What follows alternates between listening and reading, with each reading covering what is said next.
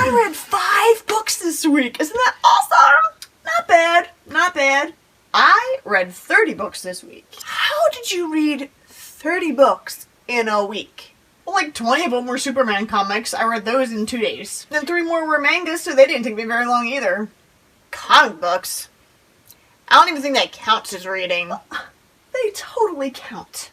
Hello, bookish beauties! Welcome to Tuesday Talks. This week the question is, do you consider manga and comic books reading? This is interesting because it's sort of similar to last week's topic, which was, do you consider audiobooks reading? I would have to say that the question for me isn't so much do I consider them reading, because they have words, and if you are looking at the words and processing the words into your brain, you are reading. So yes, I consider them reading. However, the bigger question for me is, should they be considered books? I will say that I'm not the biggest comic or manga fan. I did read a Fruits Basket book last year, and I think I just don't really get manga.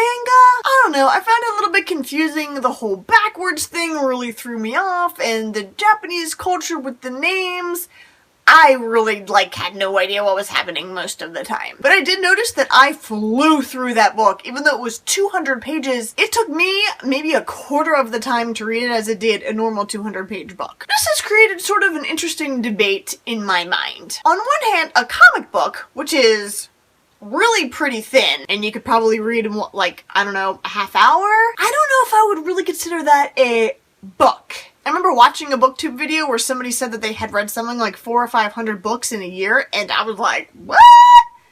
But then the person said that 150 of them were comic books, and it sort of felt like, saying that you read a 30 or even a 50-page comic book is definitely not the same thing as a 500-page novel. So while it's reading, I don't think I would consider a comic book a book. Now with a graphic novel, that might be a little bit different. I read The Complete Persepolis not that long ago, and it took me about as long as it would take me to read maybe a 150-page or so novel. So it was quicker, but it still was a significant chunk of time. Now, I don't know if you can really go by time. What determines a book? If it takes you an hour to read, is it a book?